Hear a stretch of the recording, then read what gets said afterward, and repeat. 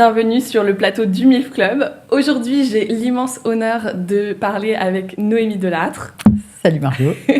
Qui est comédienne, dramaturge, écrivaine. Je sais pas si tu sais pourquoi, mais sur ma fiche Wikipédia, il y a effectivement écrit dramaturge, écrivaine et tout. Alors écrivaine, c'est vrai, dramaturge, pas du tout. C'est juste parce que il y a eu une bataille vraiment qui a duré 2 ans sur le mot autrice. C'est-à-dire qu'il y avait écrit sur ma fiche Wikipédia, Noémie Delattre, actrice, auteur. Et j'étais non, en fait, je suis pas auteur, je suis autrice. Et puis, genre, c'est pas comme si j'avais pas fait 2 bouquins sur le sujet, 18 vidéos, un TEDx, enfin, tu vois. Donc, non. Et non, donc on faisait corriger, on était autrice, et c'était recorrigé auteur. Et il y a eu une guerre qui a duré 2 ans avec, oui, on fait venir, machin, la première occurrence, enfin, mais un truc lunaire. Et finalement, et donc, t'avais des gens qui me défendaient et des gens qui me combattaient. Tu vois, moi, j'avais juste dit, en fait, je suis la personne concernée, je suis autrice, je connais mon métier, en fait, voilà. Mais non, moi, c'était pas moi le sujet, c'était vraiment entre elles et eux, tu vois, qui se battaient. Et finalement, ils ont tranché en disant, on va dire dramaturge, parce que c'est épicène, ce qui n'est absolument pas mon métier. Ils auraient pu mettre cosmonaute, du moment que, tu vois. Mais voilà, dramaturge. Désolée d'avoir drôle. Non, mais c'est marrant, c'est drôle. Ça donne l'occasion de dire que je suis autrice et non pas auteur. Je me suis dit dramaturge, bon, ok, soit. Bref, tu es féministe. Voilà. Donc aujourd'hui, on va traiter différents sujets, dont le patriarcat, qui est un gros sujet. Donc aujourd'hui, on va parler de ce moment flou, ce moment où on est un peu gêné, on se sent pas très bien, il y a un malaise qui opère, on sait pas ce qui va pas, mais il y a quelque chose qui va pas, tu vois. Ce moment où tu sens quelque chose de fort, mais t'arrives pas à l'exprimer. Et en fait, moi aujourd'hui, je voulais qu'on mette des mots sur, alors voilà, sans être écrivaine ou auteur ou politique ou quoi, je voulais qu'on réussisse à poser des mots pour aider les mères, les femmes, les futures mères à pouvoir l'exprimer en fait déjà avec elles-mêmes, mais aussi avec leurs proches, avec leurs proches tout simplement, leur père, leur mari, leur femme, whatever. Mais voilà, qu'elles puissent expliquer que ce qui est ok, ce qui est pas ok, arriver à dire oui, arriver à dire non, arriver à dire stop, arriver à dire merde. Voilà. Donc ça, c'était un peu le sujet d'aujourd'hui, de ce qu'on vit intérieurement et qu'on a envie de changer, de faire évoluer autour de nous. Et voilà, aujourd'hui, je t'invite donc pour qu'on explique, qu'on mette des mots sur le patriarcat et toutes ces choses qu'on va ressentir et qu'on va pas forcément comprendre. Alors Noémie, comment tu expliques ce système à une femme qui sent qu'il y a un problème, mais qui n'arrive pas à le nommer ? Je suis un peu perdue parce que là, à la fois tu évoques l'intime, c'est-à-dire l'expérience d'une femme, particulièrement autour de la maternité, si j'ai bien compris, donc dans la grossesse, le début de la maternité, le projet de maternité, etc., et quelque chose d'éminemment politique et structurel qui est le patriarcat, qui est un système qui... Enfin, c'est comme dire qu'on vit sur Terre. Ça serait comme dire c'est quoi l'expérience de la grossesse sur Terre. L'expérience de la grossesse sur Terre, c'est la grossesse de l'expérience dans le patriarcat, puisque nous vivons dans une société patriarcale. Donc, comment on fait alors effectivement, je pense qu'autour de la grossesse et de la maternité se jouent des choses très très fortes qui décuplent ces enjeux-là et qui font que ce qu'on subit tous et toutes au quotidien de sexisme ordinaire prend des proportions énormes effectivement à l'abord de la maternité. Pour 2 raisons. Une première intime qui est qu'on est fragilisé parce qu'on a les hormones au taquet, parce que peut-être on vit ça pour la première fois, parce qu'on ne sait pas ce qui nous arrive, parce que notre corps ne répond plus comme avant, parce qu'il se passe plein de tas de choses à l'intérieur de nous, puis qu'on a peur peut-être de cette expérience qui arrive, de la mère qu'on va être, du père ou de la mère qui va être à côté, enfin de tout ce qui va se passer. Donc ça, c'est quelque chose qui est très bouleversant. Et en plus, il se trouve que la fabrication des enfants, la fabrication des générations, c'est le nerf de la guerre. Enfin, je veux dire, la raison pour laquelle, au départ, les femmes ont été asservies, c'est ça. C'est parce qu'elles fabriquent les enfants. Enfin, c'est-à-dire que l'humanité a... D'abord, il y a cet instinct de survie, de préservation de l'espèce, qui fait que le but inconscient de chaque être humain, c'est de préserver son espèce, donc de se reproduire, qu'on le fasse ou pas, peu importe. Je ne parle pas de ça, mais en tout cas, c'est un enjeu archaïque et qui traverse l'humanité tout entière. Et après, il y a un enjeu économique, politique, qui a été compris très, très, très, très tôt, quoi. C'est-à-dire que les enfants, si tu as une tribu avec 100 personnes qui se bat contre une tribu de 10 personnes, c'est la tribu de 100 personnes qui gagne. Donc, il faut faire des enfants, il faut faire des guerriers. Si tu as une entreprise dans laquelle tu fais bosser 3 enfants ou dans laquelle tu fais bosser un enfant, tu auras plus... Voilà. Parce que les enfants, c'est de la main-d'œuvre gratuite, quand même, pendant très longtemps. Enfin, je veux dire... Aujourd'hui encore, je crois, non ? Oui, malheureusement, dans certains pays. Tout comme les femmes au foyer restent de la main-d'œuvre gratuite. Nous sommes de la main-d'œuvre gratuite. Nous élevons nos enfants gratuitement, nous faisons le ménage chez nous gratuitement, la cuisine gratuitement, nous occupons de tout ça gratuitement. Ça s'appelle l'esclavagisme dans certaines pays, mais on ne va pas appeler ça comme ça parce parce qu'on veut que notre vidéo ne soit pas censurée par Meta. Mais voilà. Donc effectivement, oui, il se passe quelque chose de très... C'est-à-dire que même si évidemment on a énormément progressé, enfin je veux dire, tous ces enjeux-là, ils restent souterrains dans nos inconscients, dans l'inconscient collectif, dans nos gènes même. Enfin je veux dire, le développement physique des femmes sur les générations comparé à celui des hommes est aussi dû à ça. À ces différences de qualité de vie, ces différences d'accès à la nourriture, ces différences d'activité physique qui ont fini par générer des changements génétiques. Donc, enfin, non, mais en tout cas, ce que je veux dire, c'est que c'est important, pas pour répondre à ta question, mais pour amorcer, disons, cette discussion, de bien comprendre que des choses dont on peut souffrir quand on est enceinte ou quand on est jeune mère ne dépendent pas de nous. Enfin, ce sont des choses que l'on subit parce que la société est mal foutue, parce que la société ne nous considère pas correctement, parce que la société ne nous prend pas en compte correctement, parce que l'urbanisme n'est pas fait pour nous, parce que le monde de l'entreprise n'est pas fait pour nous, parce que les médicaments ne sont pas faits pour nous, parce que la société n'est pas faite pour nous, quoi. Donc, voilà. Mais tu crois qu'on peut quand même réussir à véhiculer, à faire changer les mentalités à travers nous ? Ah oui, bah voilà. Sinon j'aurais quitté le projet. Tant mieux là. Mais c'est pas rien, quoi. En vrai, ce qui serait formidable, c'est qu'on se rebiffe, quoi. C'est qu'on se révolte. Non mais moi je sais quand je suis tombée enceinte et que notamment j'ai découvert que j'étais obligée de prendre un congé maternité. J'étais obligée de m'arrêter pendant 8 semaines et pendant 8 semaines de gagner 40% de mon salaire. Je savais pas ça. Si. Ah si, le congé maternité, il est pas seulement... il est obligatoire. Voilà. Et il est obligatoire. Alors, dans certains métiers, dans certaines conditions, c'est hyper important parce qu'effectivement, ça prémunit les femmes contre des employeurs abusifs, etc. Mais ce que je veux dire, c'est que, en gros, nous, en France, on dit, il y a les femmes enceintes. Enfin, c'est comme si toutes les retraites et tous les chômages étaient, t'es chômeur, quel que soit le métier que t'aies eu, t'es retraité, quel que soit le métier que t'aies eu, ou t'as un congé maladie, quelle que soit la maladie que t'as. Genre, que t'aies un rhume ou un cancer, tu vas prendre 3 jours d'arrêt maladie. Non, gros, en fait, tu vois. Ils ont pas pensé. Et les femmes enceintes, non. C'est comme si on avait toutes le même métier, toutes le même âge, toutes les mêmes dispositions physiques, et on doit toutes s'arrêter le même temps. Enfin, c'est lunaire. Moi, j'étais à France Inter, donc je parlais 1h30 à la radio, assise dans un fauteuil. Autant te dire que je pouvais limite faire mon émission en accouchant, quoi. Et ça te faisait plaisir au final. Et ça me faisait plaisir, j'en avais envie. Ouais.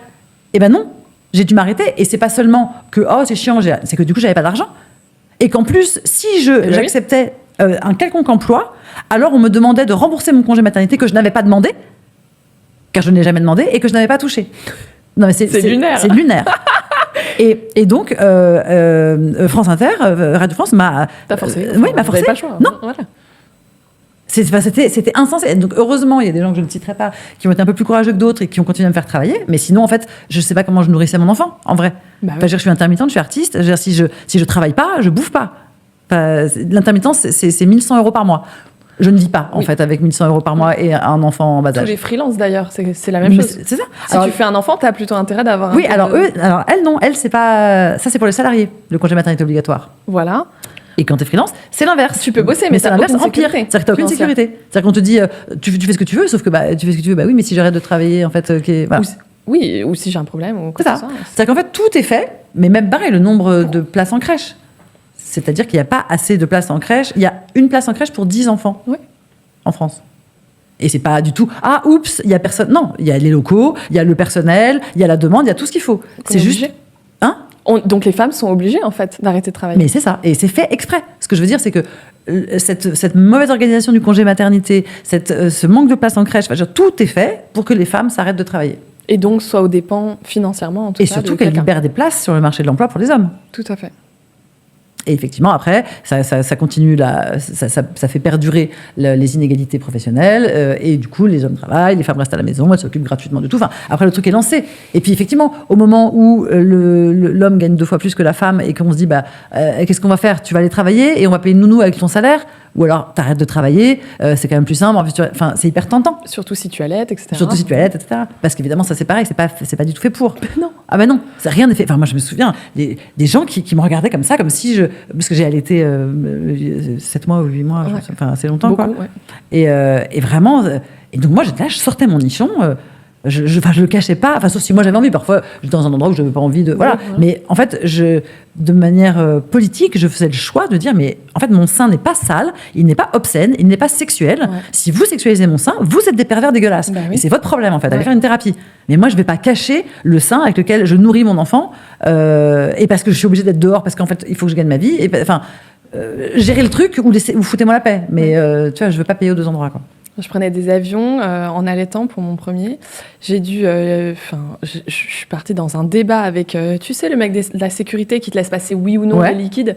Il me dit, quoi, c'est pas essentiel, ça? Je dis, pardon, c'est pas essentiel. Du lait je nourris mon enfant. Qu'est-ce qui est plus essentiel que le lait qui va servir à nourrir mon enfant? T'es fou.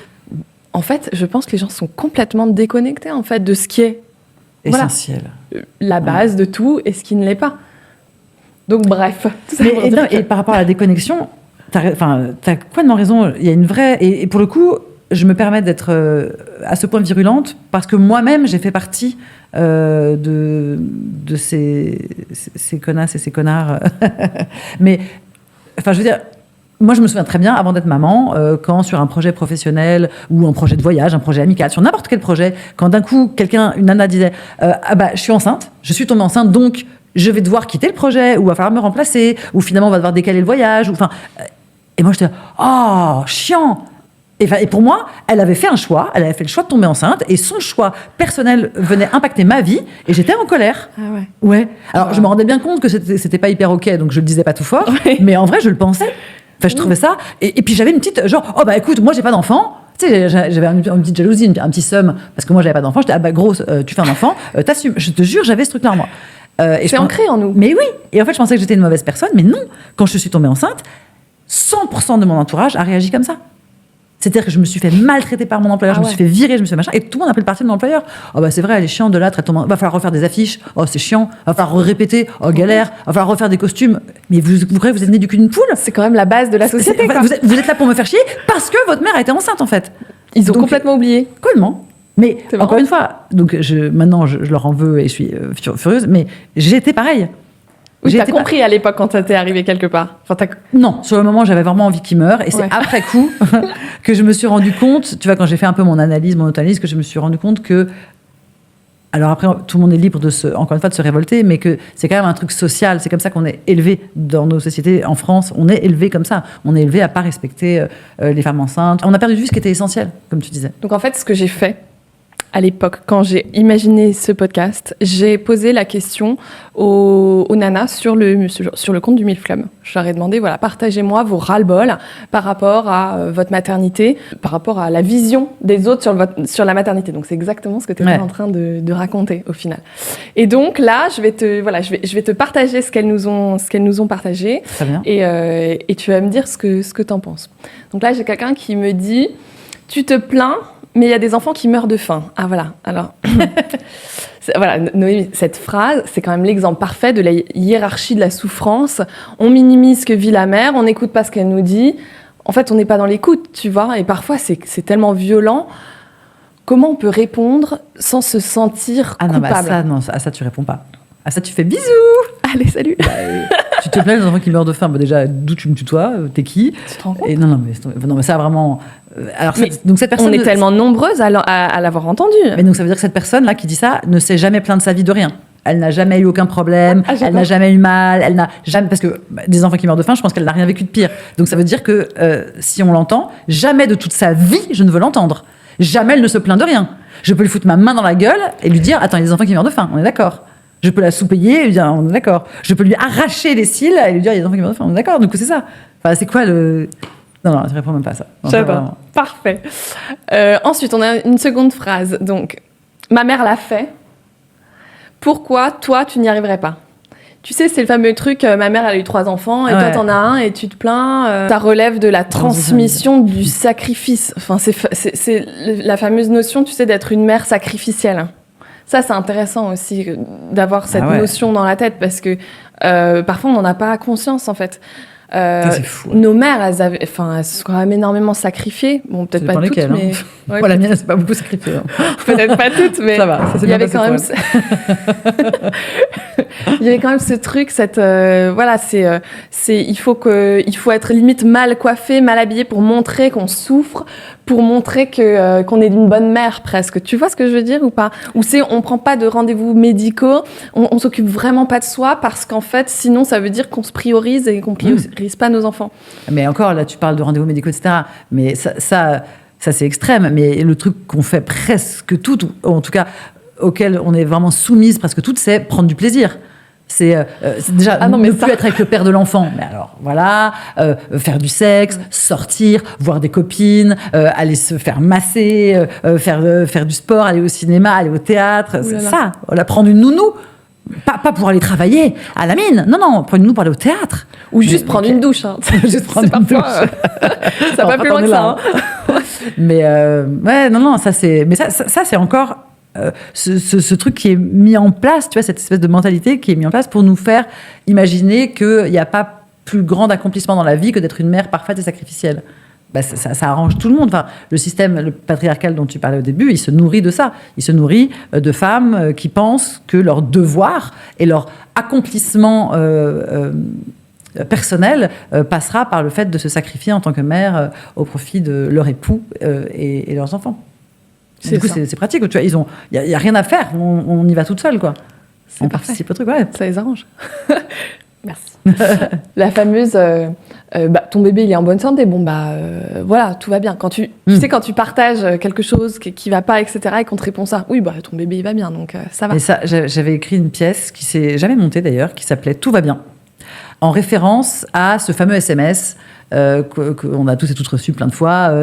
Théo est né, 4,5 kg, tout va bien. La petite Léa est arrivée, là, tout va bien. Ah, tout va bien.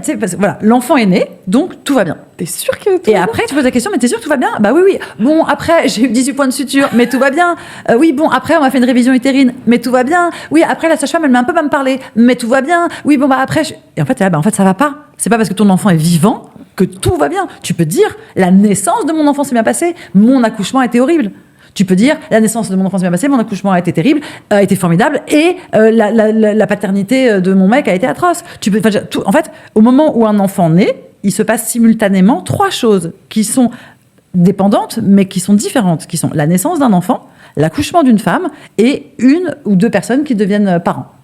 Et ce sont 3 choses différentes. Et l'une peut se passer très bien, et les 2 autres très mal, ou tout peut se passer très bien. Mais ce que je veux dire, c'est que il y a un glissement sémantique qui est super intéressant. Pendant des années, on parlait de salle des accouchements. Je te le donne en 1000. Depuis 10 ans, on parle de salle des naissances. C'est le même endroit. Hein. C'est le même endroit qui s'est appelé pendant 50 ans la salle des accouchements et qui s'appelle depuis 10 ans la salle des naissances. Ça veut tout dire. C'est-à-dire qu'on invisibilise complètement toute la partie accouchement, toute la partie femme. C'est-à-dire qu'il y a un être humain derrière cet utérus. Nous ne sommes pas que le véhicule de l'enfant à venir, et la naissance de l'enfant n'est pas le seul objectif. Alors effectivement, oui, c'est ce qu'on souhaite. Tout le monde souhaite un enfant en bonne santé et qui se passe bien. Mais on souhaite également rester vivante, intègre, ne pas être humiliée, on a le droit d'avoir... alors oui, il y a des enfants qui meurent dans le désert, mais ça ne nous empêche pas de demander un minimum de respect. De notre corps, de notre santé mentale, de nos affects, de nos émotions. Enfin, je veux dire, c'est une expérience qui est très très forte, un accouchement. Et plus ça va, plus... alors, pour des questions de rentabilité, il faut que ça aille vite. Donc, plus on dit aux femmes, non, laissez tomber, vous occupez de rien, on va s'en charger. Donc, césarienne programmée tel jour, telle heure, clac, boum, péridurale, dors madame, dors, clac, on t'enlève l'enfant, et on te met un petit bébé tout rose avec son petit bonnet sur tout s'est bien passé. Et toi, t'es là, de que tu sais même pas si c'est ton enfant, t'étais pas là, parce qu'on t'a chlassé complètement. Enfin, bon. Mais ça, c'est parce qu'il faut rentabiliser, il faut un accouchement. Enfin, tu vois, une parturiente qui va rester 36 heures en salle de travail et saurer 3 équipes, c'est pas rentable. Une nana qui arrive pour une césarienne et qui est sortie 2 heures après, bien. Et en plus, clac, tu factures l'anesthésiste, clac, tu factures l'obstétricien, clac, tu fais...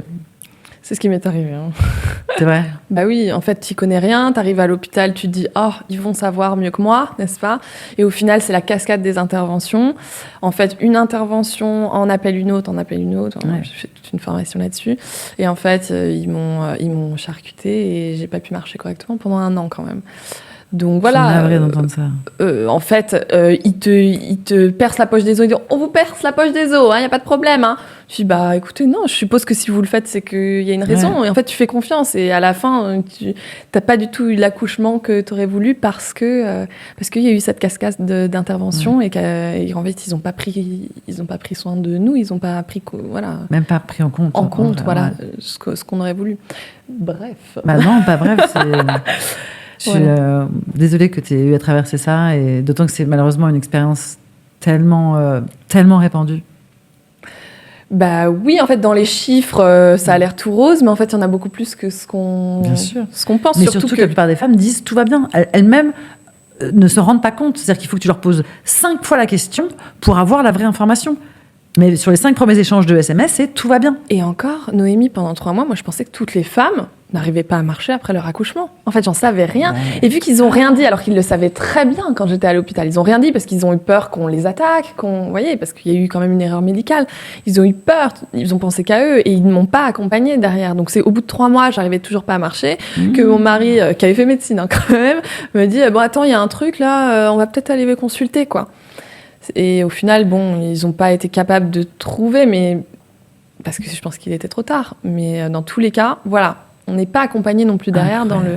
Alors après, il y a des équipes magnifiques. On ne sait jamais sur qui on va tomber, en vrai, surtout quand on va dans le public. Il est possible de tout contrôler. Maintenant, tu vas en privé, tu choisis ton gynéco, ton truc, machin. C'est possible. Mais ça reste extrêmement onéreux. Et voilà.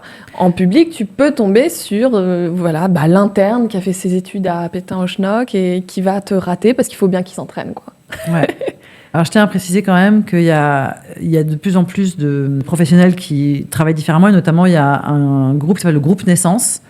Et en fait, donc c'est ni un hôpital, ni une association, ni une clinique, etc. Enfin, si c'est une association justement de tout un tas de professionnels de la santé, de la natalité. Donc il y a des obstétriciennes, des gynécos, des infirmières, des sages-femmes, des sophrologues, des kinés. Il y a vraiment tout. Et ce sont que des gens en fait qui se sont regroupés parce que justement, ils et elles ont en commun de ne pas être d'accord avec la manière dont l'obstétrique est pratiquée en France actuellement. Et donc, ils pratiquent une obstétrique respectueuse tant de l'enfant que de la parturiente, et ça coûte pas plus cher. Et tu as un suivi, ce qu'ils appellent un suivi global, c'est-à-dire que la personne qui te suit sera celle qui te suivra toute ta grossesse et tout ton accouchement, quoi qu'il arrive. Quoi qu'il arrive. Et si tu accouches pendant 48 heures, cette personne sera là pendant 48 heures. Et si c'est pas le cas, tu as rencontré 2 mois avant d'accoucher, tu as rencontré la personne qui serait là en cas de problème. Donc, avec qui tu as partagé ton projet de naissance, que tu as rencontré, qui te connaît, avec qui tu as un lien intime. Voilà. Donc, tu ne seras pas accouché par quelqu'un que tu ne connais pas. Tu ne seras pas un numéro. Et c'est des gens qui travaillent mais tellement bien. Et vraiment, quand j'ai vu tout ce qui était proposé et tout ce que mes copines justement avaient accepté, et quand j'ai vu ces gens-là, ça m'a... Ça t'a bluffé. Ah ouais, ça m'a vraiment bluffé. Ah, ouais. Ça fait du bien d'entendre ce genre de choses. Ouais. Groupe Naissance, trop cool. Merci. Et à Paris, ils officient sur des plateaux techniques. Ils sont à Sainte-Thérèse, Jeanne d'Arc et au CHU de Bourg-la-Reine. D'accord. Voilà, ils sont dans ces 3 endroits-là. Je savais même pas. Ouais, Groupe Naissance. Après 2 ans de podcast sur la maternité. Merci Noémie. Ah oui, et puis il y a aussi toute cette partie, tu veux qu'on aille voir un psy, mais on n'est pas malade, tu sais. Ah ouais. Là, on touche un autre pilier en fait du patriarcat, la honte du soin. Tu sais, nos parents, ils sont vachement comme ça au final. Moi, je me bats avec ma mère et ma belle-mère. Je vous aime, hein. Mais parce que je parle très souvent. Ah oui, moi je fais une thérapie de couple. Ah oui, moi je vais voir le psy, machin truc. Je pense que j'ai beaucoup de copines qui en parlent aussi beaucoup comme ça. Elles me disent tout le temps, mais non, mais attends, mais les gens vont penser que votre couple est caduque, nanana. Alors déjà, j'en ai rien à faire de ce que les gens pensent. Ensuite, là, quand ils auront des difficultés, ils vont se rendre compte que, en fait, c'est intéressant, ils vont revenir me voir, ils vont en parler. Et là, on pourra ouvrir le dialogue et ça va être hyper intéressant. Ça montre aussi que c'est une solution et qui fonctionne, en fait, au final, ou pas. Enfin, ça dépend, mais en tout cas, je pense qu'il faut vraiment ouvrir le dialogue là-dessus et j'en fais un peu une affaire personnelle, en général, autour de moi. Je ne sais pas ce que tu en penses. Ah ouais, je suis tellement d'accord. De toute façon, le travail sur soi, j'aime pas le mot travail parce que ça... Mais le soin de soi, en fait. Le soin de soi et de son corps, de sa psychologie, de ses émotions, de son passé, de ses traumas. Tout ça, je pense que c'est absolument nécessaire et que ça fait partie... je veux dire, De la même manière qu'on essaye d'éduquer nos enfants le mieux possible pour que le monde de demain soit un peu plus gai, nous, c'est trop tard, on a déjà été éduqués. Donc, le seul moyen de faire que les adultes d'aujourd'hui contribuent aussi à un monde meilleur, c'est ce travail sur soi, c'est ce soin de soi. Sortez-vous les doigts. C'est dur, mais c'est dur. Tu vois, et allez-y, faites un peu faites le taf, quoi. Essayez de vous améliorer, essayez d'être heureuse, essayez de... Tu peux aussi lire des livres, te renseigner, écouter notre podcast. Il y a plein d'autres manières de travailler sur soi que d'aller voir le psy. Hein. Tu peux faire des expériences chamaniques. Mais tout ce que tu veux. Plein de choses à faire. Ouais. Mais je suis d'accord avec toi. Je pense que c'est hyper important. Et c'est dommage on envisage toujours les psys ou l'aide, globalement, comme un aveu de faiblesse. Ouais. Ce qui... Enfin, voilà. Ah non, moi, je vis une histoire d'amour, mais...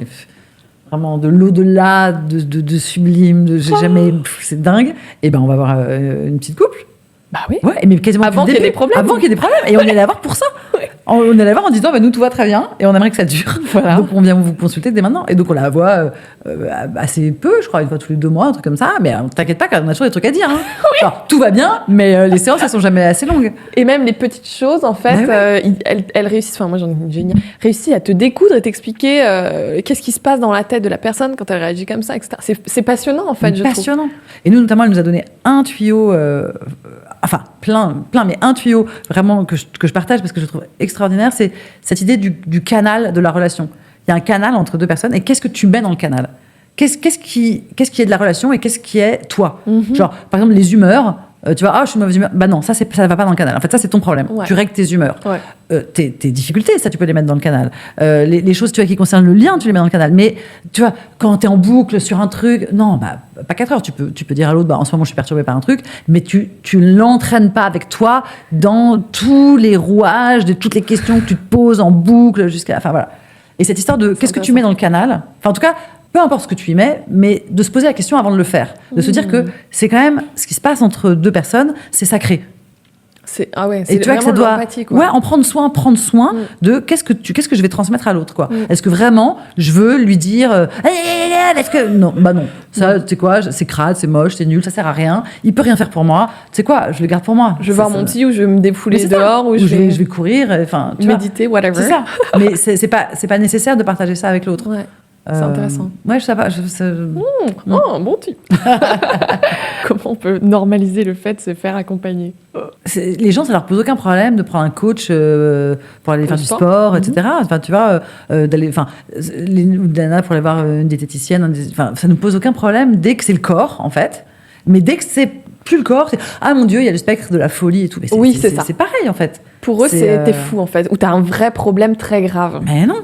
Et alors c'est fou parce qu'à la fois ils disent ça et à la fois quand des gens sont en pleine dépression nerveuse, qui est une maladie, ils vont pas voir de psy en disant bouge-toi, fais des... non, en fait, tu te casses la jambe, tu vas chez le médecin, tu as une dépression nerveuse, tu vas chez le psy. Enfin, le psy, c'est le médecin le médecin de la tête. Donc il y a une espèce de double standard et à la fois il y a l'autre truc qui est se faire accompagner en disant ah mais non mon Dieu, Serge, j'ai des problèmes graves. Faut savoir. C'est qu'en gros... Ouais. Bref, donc soit tu as des problèmes graves, ça devient une dépression nerveuse, et effectivement, tu vas te faire accompagner par quelqu'un de compétent, soit tu n'as pas de problème grave, et tu peux tout à fait voir d'autres thérapeutes, d'autres... Mais aujourd'hui, quand il y a la moitié des personnes qui divorcent, c'est quand même un challenge de rester en couple, de rester heureux, de rester amoureux, de rester connecté. Et donc, aller voir quelqu'un pour être au top dans la relation, je trouve que c'est presque... hygiénique, mais c'est encore plus honorable, tu vois ce que je veux dire ? Ouais, dit comme ça. Après, la manière dont tu l'as dit, du coup, ça me fait...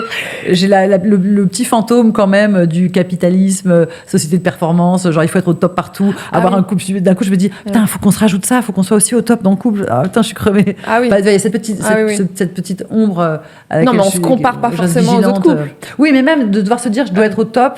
Oui, non. Je sais que moi, très vite, je peux... d'un coup me dire ok être un bon petit soldat tu vois, ok, je dois être la meilleure femme possible avec tu vois, mets une pression, ouais. Tu vois ce truc là qui peut je me méfie aussi d'ailleurs c'est une des dérives du développement personnel sur laquelle on m'a alerté plusieurs fois, notamment j'ai une copine qui me fait rire, Laurence Lutz, si tu m'écoutes, vraiment qui était font chier avec leur méditation, non, et leur yoga, merde, font chier. Donc elle était hyper en colère. Au début j'étais Lolo, pourquoi, qu'est-ce qui te met dans cet état-là? Et donc je suis pas tout à fait d'accord avec elle, et moi-même je médite et je fais du yoga et tout, mais en vrai je comprends son agacement d'une espèce de dérive du développement personnel qui consiste à nous rajouter de la pression. De la pression supplémentaire et qui en plus nous fait culpabiliser. Genre, si t'es pas heureuse, c'est que t'as pas assez travaillé sur toi. Tu vois, alors que non, parfois t'es pas heureuse parce qu'en fait t'as perdu toute ta famille, parce que t'as une dépression, parce que tu vas pas bien. Enfin, en fait, parfois tu fais ce que tu peux. Il y a des hauts et des bas. C'est pas de ta faute. Il y a des hauts et des bas, voilà. Et en fait, c'est vrai qu'il y a un double truc qui à la fois te fait vendre des formations, des médicaments, des cures, des trucs, des machins et blâme, blâme, blâme. Oui. Et à la fois te fait culpabiliser si tu vas pas bien. C'est-à-dire que maintenant, même être malheureux, ça reste un truc qui est de ta faute, quoi. Oui. Et je trouve qu'elle a raison d'alerter sur cette dérive possible. Parce qu'encore une fois, c'est une dérive possible. Ouais. Ça, je ne remets pas en cause le fait de prendre soin de soi et je ne remets pas en cause le développement personnel. Vraiment, je suis tout à fait... Je vois ce que tu veux dire. Mais tu vois ce que je veux dire. Il y a un point de vigilance, je pense qu'il faut quand même garder en tête. Oui, le nombre de personnes qui... Enfin, moi, je faisais 1 heure de méditation par jour, ça ne m'a pas empêché de faire un burn-out. Et pourtant, j'étais heureuse dans ma vie. Donc, c'est autre chose. Qu'est-ce que ça raconte ? Parfois, tu te mets tellement la pression pour méditer qu'en fait, vraiment, tu devrais... faire de la musique, aller surfer, faire autre chose qui te ferait plus méditer que la méditation assis comme ça et pas bouger. Ouais, je suis d'accord. Bref, on se perd. Ah oui, elle veut même pas qu'on touche son ventre. Bah non, elle veut pas. Je peux toucher ta bite ? Non, bah voilà. Bisous. D'accord. Et du coup, le corps des femmes enceintes devient public, le consentement disparaît. Comment on remet le respect dans la grossesse ? Noémie. Tu viens de le faire. Non, mais c'est vraiment... de toute façon, enfin, c'est pas comme si le corps des femmes n'était pas considéré comme à disposition. Enfin, voilà, la manière dont nos corps sont regardés, touchés. Enfin, voilà. Et donc, effectivement, enceinte, alors là, c'est encore plus. Puisque, encore une fois, tu n'es plus une femme, tu es le véhicule de l'enfant à venir. Donc, je peux toucher ta voiture, je peux toucher ton ventre, quoi. Il y a aussi les injonctions. Donc là, la dame qui a écrit a dit « Tu dois faire comme ci, il faut que tu fasses comme ça. » Les « il faut, tu dois ». Et le jour où j'ai pris conscience de ce truc-là, « il faut, tu dois », parce que c'est une copine qui m'en a parlé dans ces termes, si c'est vrai, on est en permanence, on a été élevés, nous les petites filles, « il faut, tu dois », en permanence. Mais en fait, c'est quand que tu choisis le bonheur, c'est quand que tu choisis le bien-être de tes proches over, il faut que les gens pensent que, surtout, ou tu dois faire ça, sinon quoi, je suis une mauvaise mère. Tu vois ce que je veux dire ? Je trouve qu'on le vit énormément, surtout quand on devient maman. C'est des injonctions, c'est une forme de contrôle en fait, contrôle de la société. Un truc très infantilisant aussi. D'un coup, on te dit, oui, on se permet de te donner des conseils que tu n'as pas demandé. Tu vois, c'est très, très particulier ce truc, ouais. Ouais, c'est encore ma mère, je l'adore, mais quand elle est chez moi, maintenant je m'en rends compte. Il faut que tu fasses ça. Ah oui, il faut que tu fasses ci, ça. Tu dois faire ça. Enfin voilà, c'est fatigant quoi. Ouais. Surtout quand t'es en postpartum ou que t'es enceinte et que t'es déjà au max de ce que tu peux faire déjà. Voilà, comment on apprend à dire non, même quand ça vient des gens qu'on aime, et comment on apprend à dire stop aussi quoi. Ouais. Ça c'est une vraie question. Je sais pas parce que, il m'a fallu tellement de temps moi pour apprendre à dire non. Et pour apprendre à dire stop, tellement de temps. Enfin, vraiment, ça m'a pris 35 ans, quoi. 35 ans et justement beaucoup de travail sur moi, beaucoup de thérapie. Donc, vraiment, j'ai pas de conseils à donner parce que je souhaite à tout le monde de réussir à le faire en moins de 35 ans. Donc, clairement, je suis pas là. Mais c'est un enjeu capital, ouais, d'être capable, en tout cas, de se déprogrammer, soit de se réinventer, de se recréer avec ses propres limites, ses propres contours, ses propres choix. Ouais, c'est super dur. Ouais. Elle a pris pendant la grossesse. Elle a pris pendant la grossesse, hein. Elle a grossi, c'est ça ? Ouais. Oui, grossesse, grossit. Voilà, le corps de la femme est scruté, jugé, commenté en permanence, quoi.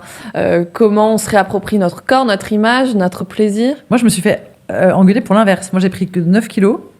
Et je me suis fait engueuler justement genre t'as que ça à foutre de prendre soin de ton corps alors que tu portes la vie, tu vois. Arrête. Ouais, je te jure. Mais j'ai déjà entendu des trucs comme ça. Hein. Ouais, c'était. Elle a pas pris de poids, son bébé, c'est sûr, va être tout petit, va être malade. Ouais.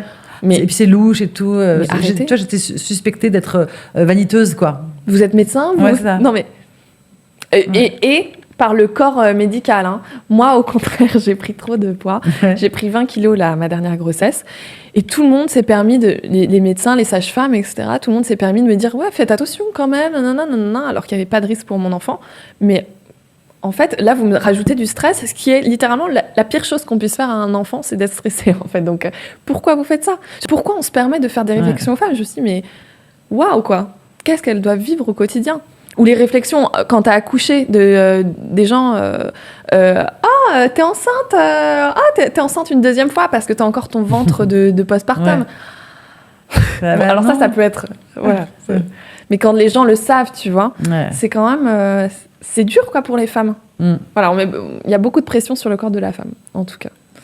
Ah oui, et puis il y a l'allaitement aussi. Ah, t'allaites pas? Ah bon, ok. Le jugement et la culpabilité, la hiérarchisation des bonnes mères autour de l'allaitement. Mais à l'inverse, c'est vrai aussi. Hein. Moi, j'ai des copines qui ont allaité, qui continuent à donner le sein jusqu'à 2 ans.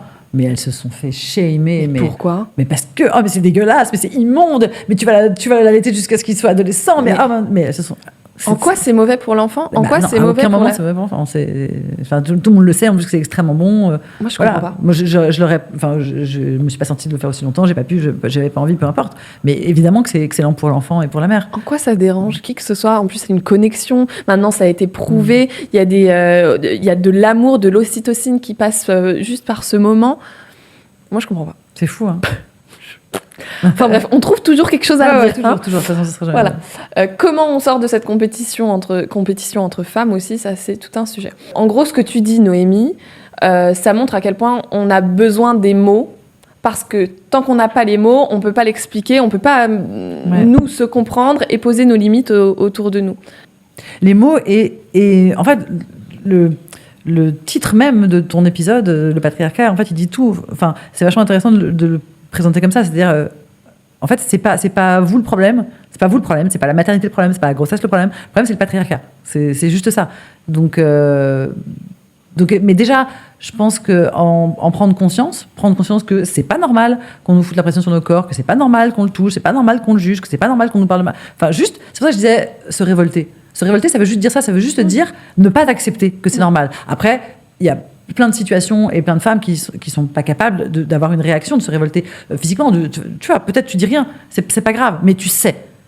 C'est ça, la vraie révolte, c'est ça. La vraie révolte, c'est ne pas accepter. C'est tu sais que c'est pas OK. Cette personne m'a mal parlé. OK, ce jour-là, j'ai pas eu le courage de lui répondre, ou j'ai pas eu la répartie, ou j'ai pas eu le temps, en fait, parce que j'ai chose à foutre que de répondre au connard. Mais je sais que cette personne m'a mal parlé. Je sais que cette personne a émis un jugement sur mon corps qu'elle n'aurait pas dû émettre. Je sais que c'est pas mon problème, que c'est pas ma responsabilité, que j'ai pas culpabilisé. Et rien que ça, le mettre à distance dans la manière dont on le vit, ça change tout. Après, laissons dire les cons. Enfin, tu vois. Ouais. Non, mais c'est vrai. Ouais. Mais c'est déjà une révolte que de changer de mindset, quoi. Enfin, de savoir, de prendre conscience. Non, c'est pas OK, en fait. Waouh. Noémie, merci. On vient de finir notre premier épisode. Si vous avez aimé cet épisode, si ça vous a ouvert des portes, si ça a ouvert votre réflexion, partagez-le. C'est comme ça qu'on lance des mouvements, c'est comme ça qu'on fait évoluer les choses, c'est comme ça que on partage et on montre notre amour aux femmes qui nous entourent aussi. Donc merci Noémie pour cet épisode et à bientôt.